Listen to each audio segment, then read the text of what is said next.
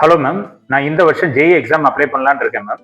நார்மலா நான் வாங்குற மார்க்ஸை விட இன்னும் அதிகமா மார்க்ஸ் வாங்குறதுக்கு ஈஸியான ஏதாவது வழிகள் இருக்கா மேம்? கண்டிப்பா. நான் சொல்லக்கூடிய ஒரு சின்ன விஷயத்த நீங்க பண்றதுனால உங்களுடைய மார்க்ஸ் 10ல இருந்து 50 வரைக்கும் இம்ப்ரூவ் பண்ணலாம். எப்படி மேம்? ரொம்ப சிம்பிள். நீங்க ஜேஇ எக்ஸாம்க்கு அப்ளை பண்ணும்போது உங்களுடைய அப்ளிகேஷன் ஃபார்ம்ல லாங்குவேஜ் அப்படின்னு இருக்கிற இடத்துல தமிழ்னு இருக்கிறத சேர்த்து சூஸ் பண்ணுங்க. நார்மலா ஸ்டூடெண்ட்ஸ் பண்ணிடுறது என்ன பண்றாங்கன்னா லாங்குவேஜ்னு பார்த்தது இங்கிலீஷ்ங்கிறத மட்டும் சூஸ் பண்ணிடுறாங்க. நீங்க அப்படி பண்ணாதீங்க. உங்களுக்கு தமிழ் நல்லா ரீட் பண்ண தெரியும், அண்டர்ஸ்டாண்ட் பண்ணிக்க முடியும் அப்படின்னா தமிழ்னு இருக்கிறத சேர்த்து சூஸ் பண்ணுங்க.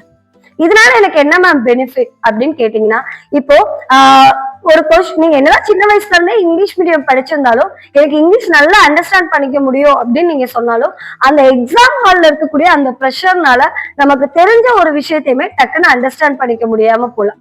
சோ அது என்னவோ ரொம்ப கன்ஃபியூஸ் பண்ணி கொடுத்துருக்க மாதிரி இருக்கும்.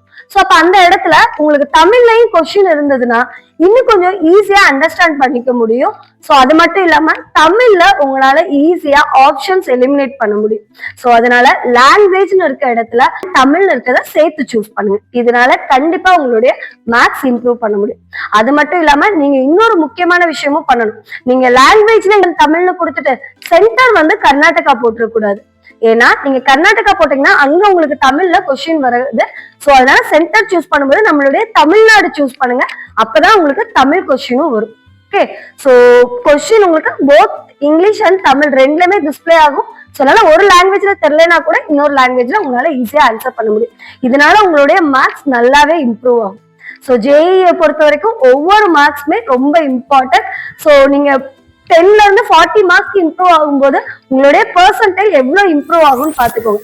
நீங்க ஒரு பெர்சன்டைல் இம்ப்ரூவ் பண்ணா கூட நீங்க 1500 ஸ்டூடெண்ட்ஸை முந்தி வர முடியும். சோ அப்ப 10ல இருந்து 50 மார்க்ஸ் இம்ப்ரூவ் ஆகும்போது உங்க பெர்சன்டைல் எவ்வளவு இம்ப்ரூவ் ஆகும்னு பாத்துக்கோங்க. நீங்க எவ்வளவு ஸ்டூடெண்ட்ஸை முன்னாடி வர முடியும்னு பாத்துக்கோங்க. லாஸ்ட் டைம் ஜேஇ வந்து அப்பியர் ஆனவங்க 15 lakh ஸ்டூடெண்ட்ஸ் அப்பியர் ஆயிருக்காங்க. சோ அப்ப இங்க ஒவ்வொரு மார்க்ஸுமே நமக்கு ரொம்ப ரொம்ப இம்பார்ட்டன்ட். சோ ஒரு சின்ன விஷயம் பண்றதுனால நம்மளால மார்க்ஸ் இம்ப்ரூவ் பண்ண முடியும்னா அதை கண்டிப்பா நம்ம பண்ணலாம். So dear students and parents, கண்டிப்பா உங்களுடைய மார்க்ஸை இம்ப்ரூவ் பண்ணிக்கோங்க.